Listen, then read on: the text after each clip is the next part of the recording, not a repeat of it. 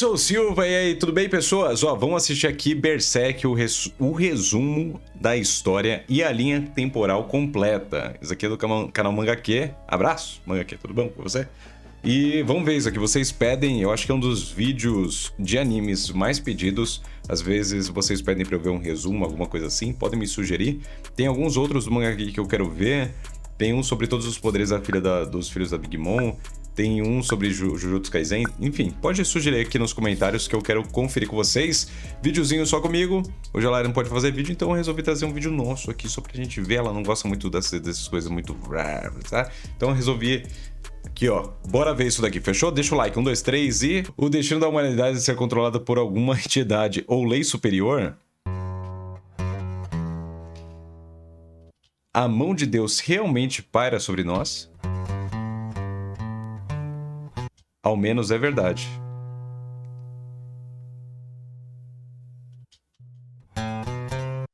O homem não tem controle nem mesmo sobre sua própria vontade.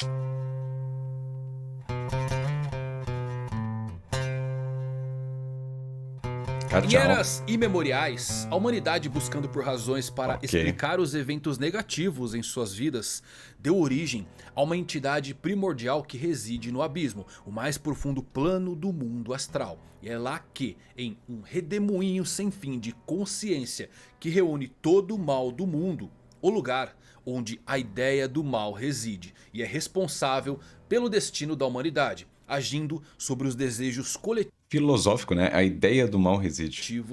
Da espécie, obedecendo à vontade da essência da humanidade, tecendo o destino de cada homem através das linhas da causalidade.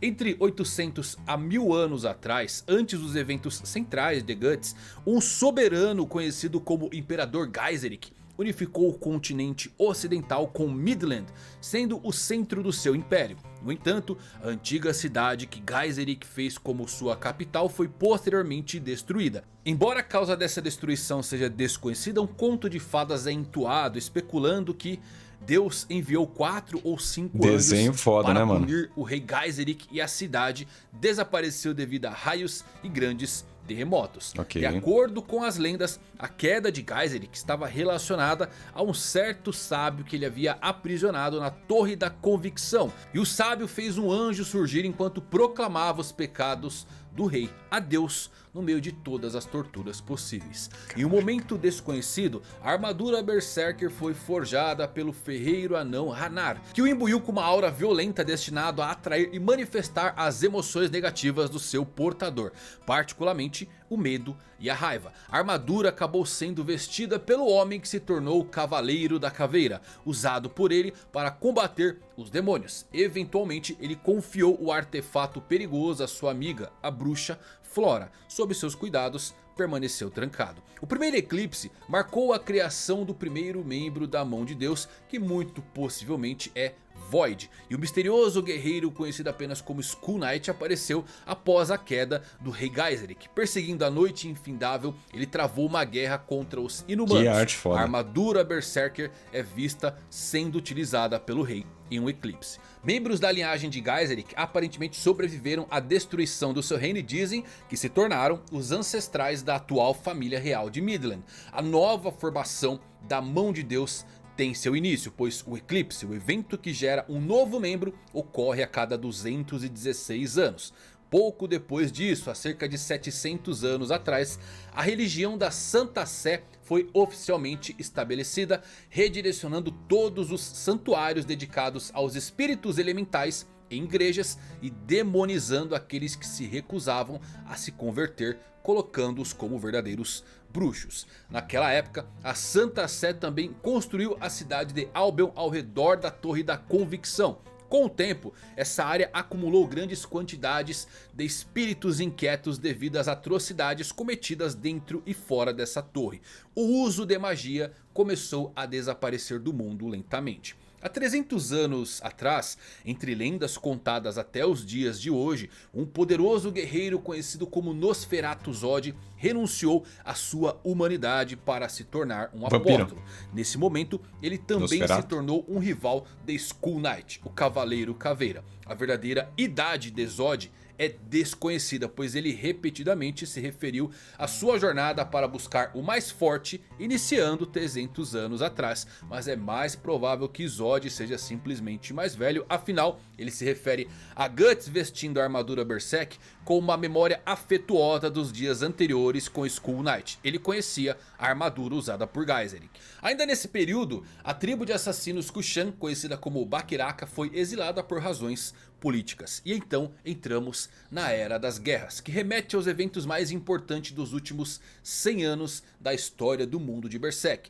Cerca de 80 anos antes dos eventos centrais de Guts, Tudor conquistou a fortaleza de Doldrey, provocando a Guerra dos 100 anos contra Midland. Pouco mais de 10 anos após o início dessa guerra, o lendário ferreiro Godo nasceu. Nesse período também ficamos sabendo que a magia foi reduzida a mera superstição.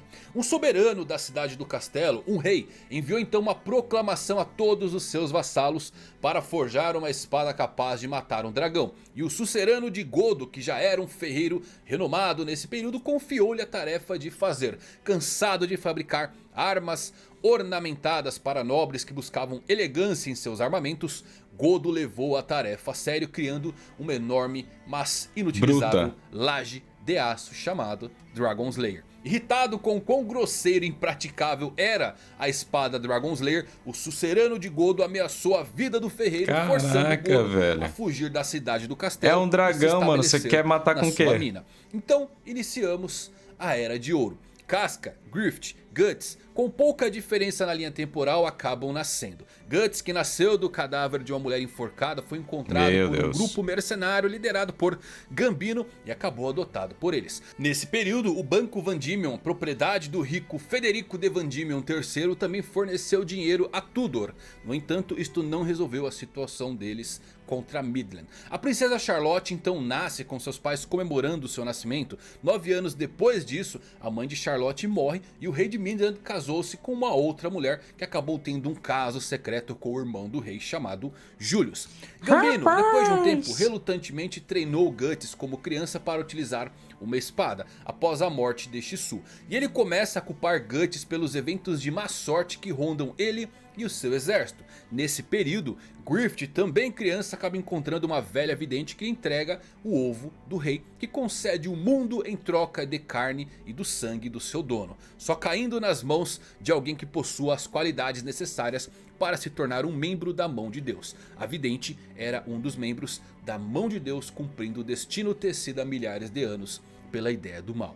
Guts acaba sendo violentado pelo mercenário Donovan, e Guts mais tarde mata o próprio Donovan durante uma missão de vingança. Já Gambino, que perdeu a perna durante uma batalha, tornando-se aleijado, amargo, enfraquecendo seu grupo e a sua mente, acaba culpando a criança que adotou. Guts acaba confrontando seu pai adotivo sobre todas as maquinações dele, principalmente por o vender a Donovan, e uma desavença final ocorre onde Guts é forçado a matar Gambino em legítima defesa. Guts, depois disso, é exilado do grupo de Gambino e ele foi de batalha em batalha, servindo diferentes exércitos mercenários. Em outro lado, em meio à nobreza, os 3 filhos de Federico III, Giorgio, Poliziano e Magnífico, lutaram pela sucessão do seu pai, enquanto Farnese, sua filha negligenciada e inquieta, foi acalmada apenas por Serpico, seu servo e meio-irmão secreto. Alimentado por um desejo de encontrar glória, Griffith então surge e estabelece a fundação do Bando do Falcão.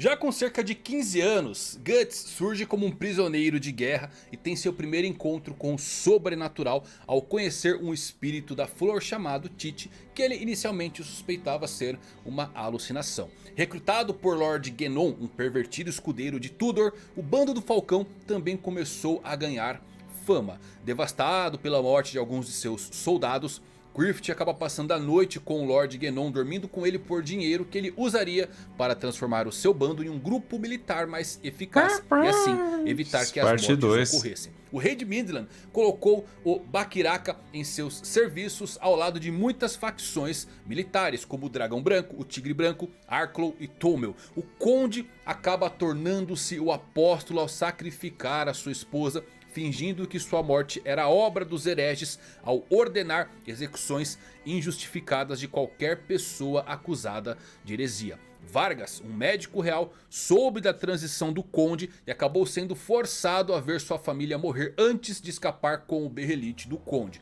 mas não sem ser terrivelmente desfigurado. Guts, ainda com 15 anos e atuando como mercenário, derrota o infame guerreiro Bazuzo e atrai a atenção de Griffith.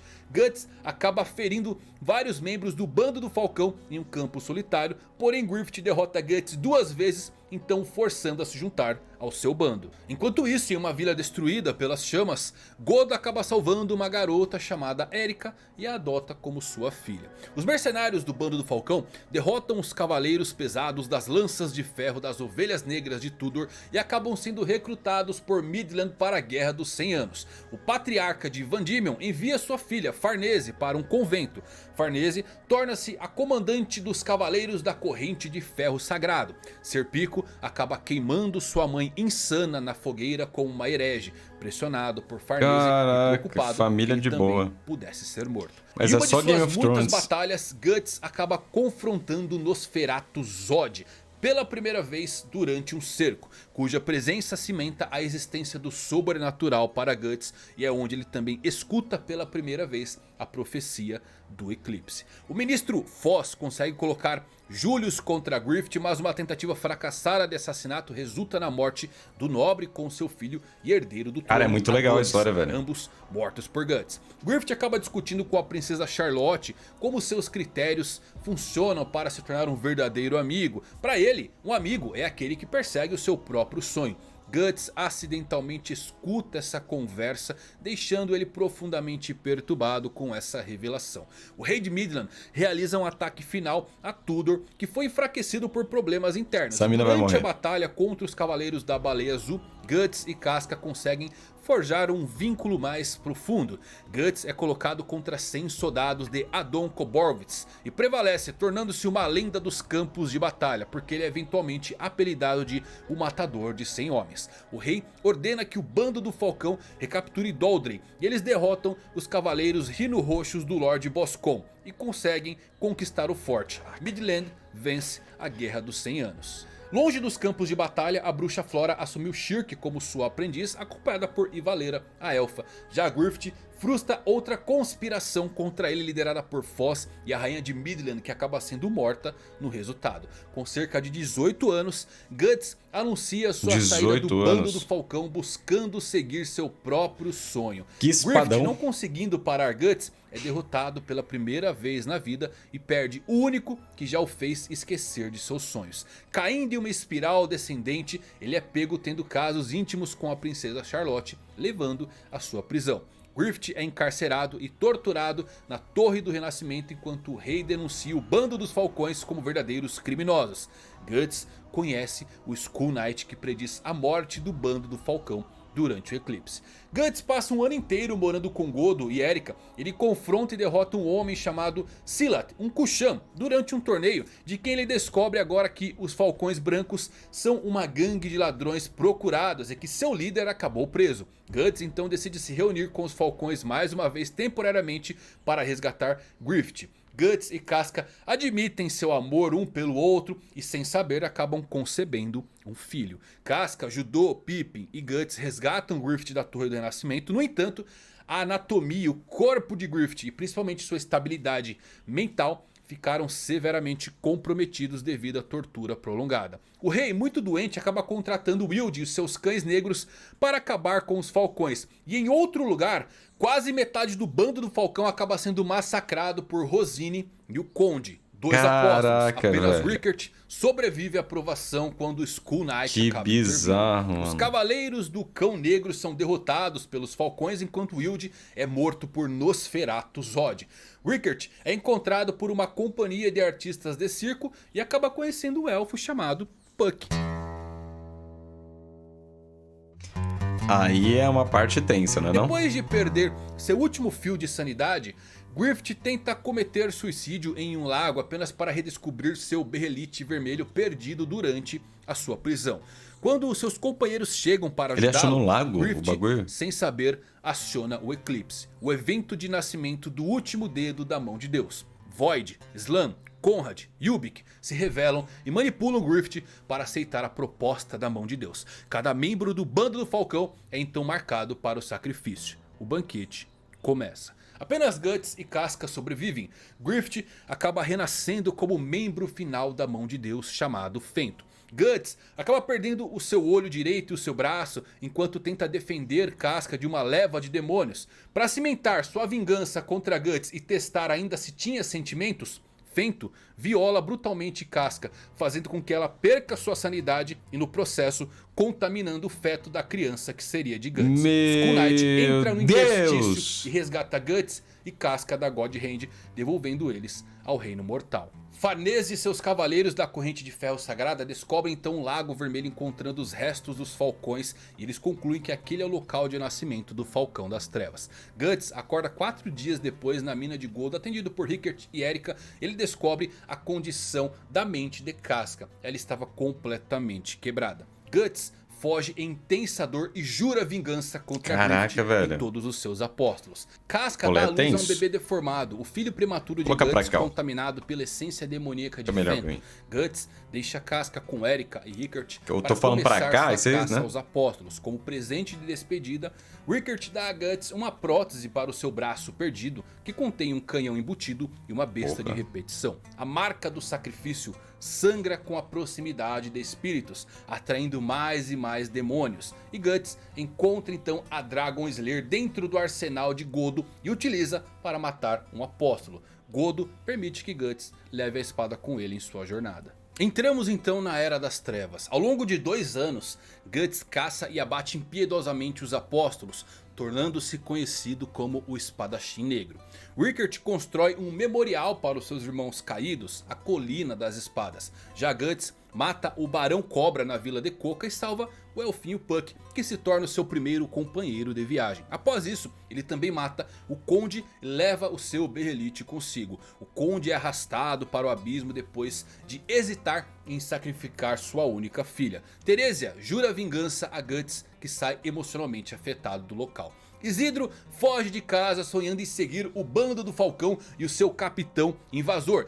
E por mera acaso ele encontra Guts. O garoto então tenta seguir o Espadachim Negro quando ele sai da sua aldeia, apenas para perdê-lo durante uma forte tempestade. Guts salva Gil de uma gangue de bandidos e uma árvore espectral e logo descobre que as aldeias próximas estão sendo atacadas pelo apóstolo Rosine e os seus elfos que ela gerou a partir de crianças. Guts é então marcado como um assassino em massa depois que os cavaleiros da corrente de ferro sagrado testemunham as consequências da batalha de Guts contra Rosine e os seus elfos, que eles confundem como crianças humanas. A manifestação da escuridão interior de Guts finalmente toma forma. Surge a Besta das Trevas, como resultado de toda sua matança incessante e noites sem dormir. Os Cavaleiros de Ferro Sagrado capturam e aprisionam Guts em seu acampamento, mas com a ajuda de Puck, Guts consegue escapar e faz Farnese como refém. Farnese, que tem a sua fé abalada depois de testemunhar os apóstolos pela primeira vez, acaba sendo resgatada no dia seguinte por Serpico, que tem uma breve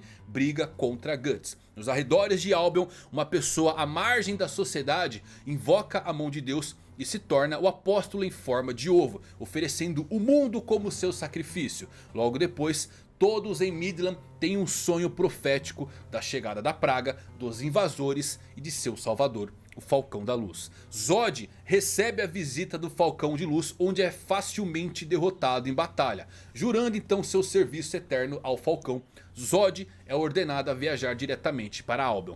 O rei de Midland morre, levando Windham a ser tomado pelo exército Kushan. Casca, que está mentalmente instável, foge de Erika e acaba na companhia de uma prostituta chamada Luca, que está entre os refugiados e impede a garota de ser violentada. A Santa Sé coloca Farnese a serviço de seu inquisidor-chefe fanático Mosgus para supervisionar o caos que aumentou em Albion devido a um culto herético da deusa da chama que vem cometendo assassinatos do sacerdócio da Santa Sé.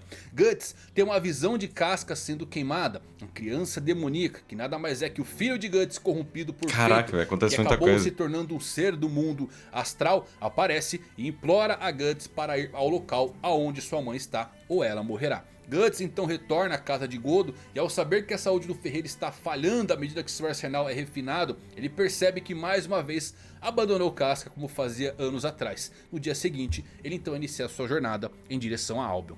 Guts acaba se reunindo com Isidro e acaba encontrando também o Skull Knight, aprendendo que Griffith deve recuperar a sua forma corpórea e que ele deve fazer uma escolha: detê-lo ou salvar Casca. Casca, que segue com as prostitutas como Luca e Nina, é sequestrada por hereges que acreditam que ela seja uma bruxa. A presença de Casca acaba agitando os espíritos inquietos devido à sua marca do sacrifício, e isso acaba resultando com os Cavaleiros da Corrente de Ferro entrando e presenciando o fato. Amigo. Guts mata o líder cultista antes de enfrentar Serpico em um duelo que ele vence por muito pouco. E apesar dos valentes esforços de Guts, Casca e Nina são capturados e levados para a Torre da Convicção. A presença de Casca dentro da torre sinaliza então o início da cerimônia da encarnação, convocando os espíritos atormentados dos torturados para atacar e matar os habitantes da torre. A própria Casca é protegida pela criança demônio em meio a isso. Godo morre durante o seu sono,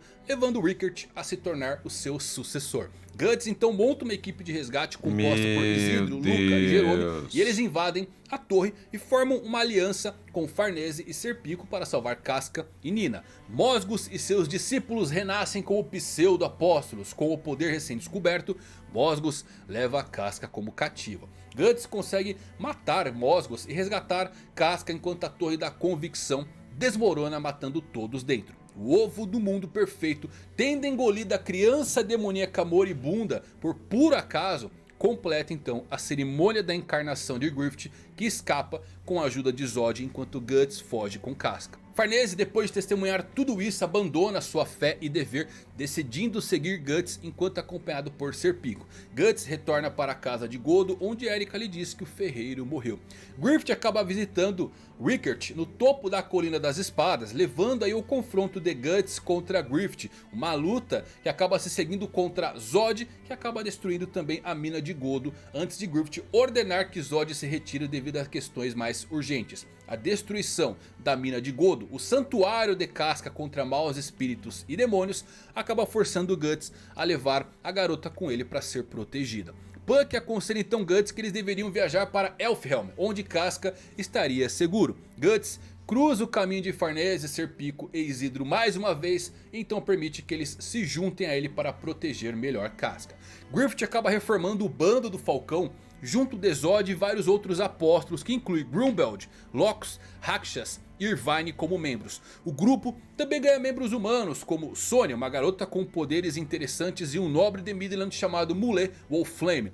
E durante a sua viagem, Guts e seus companheiros acabam encontrando Morgan e o ajudam a chegar à casa de Flora. Apesar das tentativas de Shirk de expulsá-los, Guts consegue finalmente conhecer a lendária bruxa Flora, que cria um talismã protetor para Casca e ele para esconder sua presença dos espíritos inquietos. Flora então revela a natureza da mão de Deus, dos Berrelites e do mundo astral para Guts. Shirk se junta ao grupo de Guts para ajudá-los a defender a Vila Enoch de uma infestação de Trolls. O mundo humano e o mundo astral começava a perder as suas barreiras por conta do renascimento de Griffith, e isto começou a dar origem a diversas criaturas míticas dos níveis mais altos do mundo astral cruzando para o mundo humano. Os Trolls eram um deles. Farnese e Casca acabam sendo sequestradas pelos Trolls e levados para dentro de sua toca, uma câmara escura do plano astral conhecida como Qliphoth. Casca e Farnese são resgatadas, mas Guts se vê diante de Islam, um dos dedos da mão de Deus, que tenta forçá-lo a ativar o Berrelite que ele possui. Fecha os olhos, da morte, tira as crianças da Guts sala. é salvo pelo Cavaleiro Caveira, que acaba repelindo Islam.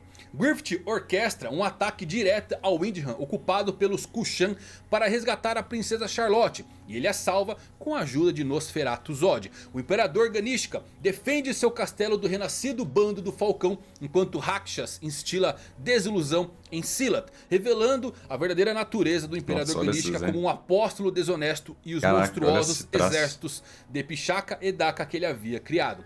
Griffith ordena a execução de Flora, enviando um pelotão de apóstolos liderados por Grunbeld e Zod para assassinar a bruxa que vivia em uma árvore espiritual. E essas árvores eram o que impediam os mundos astrais e humano de colidirem.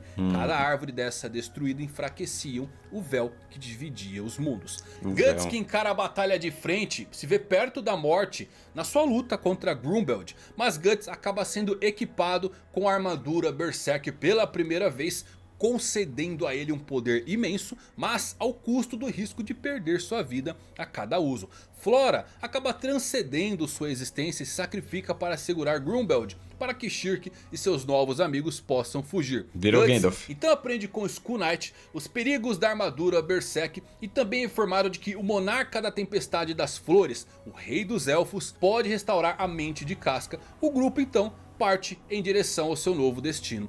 Casca encontra um jovem misterioso na praia durante uma noite de luar antes que o grupo seja atacado pelos animais possuídos do Império Kushan. Ele era o garoto do luar, a criança que deveria ter sido o filho de Guts e Casca e agora havia se tornado uma entidade astral que assumia essa forma na noite de lua cheia. Caraca, à medida que a lua cheia aumentava, doideira. a potência da armadura Berserk também. Porém, Guts perdia o controle e acabou quase matando os seus aliados. Virou A Berserk. besta das trevas, o monstro interior de Guts, começa a aflorar mais e mais. O grupo decide ir para Vritannis, com o Farnese pretendendo usar seus laços familiares para conseguir um navio para o seu grupo, onde ela se reúne com seu irmão magnífico. Daiba faz sua jogada, atacando Vritannis com seu exército de monstros, enquanto Ganishka se projeta na cidade para declarar guerra à própria Santa Sé. Os amigos de Guts escapam então para o navio de Roderick, enquanto Guts forma uma trégua improvável com Zod para derrotar o Imperador Ganishka. Enquanto isso, Griffith convence Ganishka a resolver as coisas em Windham. Lá o Imperador Ganishka entra no berrelite artificial criado pelos homens e sacrifica todas as forças que ele possui para transcender em um ser igual à mão de Deus. No processo, Ganishka destrói a cidade de Windham. Griffith chega então a Ganishka já transformado e mata o desonesto apóstolo, causando um grande rugido no mundo astral. Agora, o véu entre o mundo humano e o mundo astral foi completamente quebrado. E de Ganishka surge a árvore do mundo. Griffith então inicia a criação do seu próprio reino, Falconia. Enquanto isso, Guts e seu grupo embarcam em uma jornada marítima em direção a Elfhelm. Após o grande rugido do mundo astral, se dissolveram as camadas que separavam o plano natural do mundo astral, levando a um novo mundo agora onde humanos e criaturas mágicas coexistiam. Guts acaba matando o deus do mar com a ajuda de Shirk, permitindo uma passagem segura para continuar sua jornada. Rickert e Erika viajam para Falconia, agora um refúgio dos horrores do mundo. Reunindo-se com Griffith, Rickert ataca seu ex-líder antes de fugir da cidade com Erika, Silat e Daiba. Guts e companhia finalmente terminam sua longa viagem atracando em Skellig, onde são recebidos pelas bruxas e uma delas se chama Danan, revelando ser o monarca da tempestade das flores. Danan os ajuda a curar a mente de Casca e ela recupera sua sanidade, totalmente ciente de que Guts e o resto do grupo fizeram de tudo para mantê-la segura. Mas ao olhar para o seu amado, isto a faz lembrar dos eventos relacionados ao eclipse e ao bando de Falcão, não vai poder ver mais. Completamente em pânico e ainda impedindo o tão esperado encontro dos dois. Caraca, Guts então aprende sobre a origem da sua armadura Berserk com Hanari, o Cavaleiro Caveira. E então, em uma noite de lua cheia, o garoto do luar surge na ilha e ele se revela como Griffith. Ambos dividem o mesmo corpo, sendo duas entidades diferentes. Griffith e Guts agora estão cara a cara. Vingança contra ambição. Sentimentos intensos, mas ao mesmo tempo tão puros como uma simples lágrima no orvalho da manhã. Esse final não entendi muito bem. E é isso, meus amigos, essa é a linha temporal e todo o resumo da história de Berserk. Eu espero que vocês tenham gostado. Se você curtiu, deixa um like, compartilha com seus amigos que querem colocar Berserk em dia ou querem relembrar um pouco da história. É isso, até a próxima. Valeu por assistirem. Fui. Caraca, passou 28, quase meia hora aqui. A gente tá meia hora aqui, vendo. Incrível, né? Uma história bem completa, o lore pesado, uma história pesadíssima, né? Tensa. e bem coesa também. Os traços estão incríveis. É isso, pessoas. Querem ver outros resumos daqui? Comente aí, deixe seu like. Eu achei a história muito interessante. Eu achei os traços... Eu sei que nem tudo tinha fanarts ali no meio e tal, mas eu consigo identificar mais ou menos um ou outro traço ali que eu sei que é o traço do mangá, que é incrível, né? Que eu já vi. E é bizarro, cara. História interessantíssima. Quero saber de vocês, qual outras histórias a gente pode ver? Comenta aí o que você acha do personagem do Guts, o que você acha dos outros personagens. Quero saber a opinião de vocês e alguém que, se puder, me explica direitinho esse final que eu não consegui entender muito bem, só o final ali, que teve esse plot twistinho, só que eu não consegui sacar muito bem qual é, tá bom? É isso, pessoas, obrigado por ter assistido, até o próximo vídeo e tchau!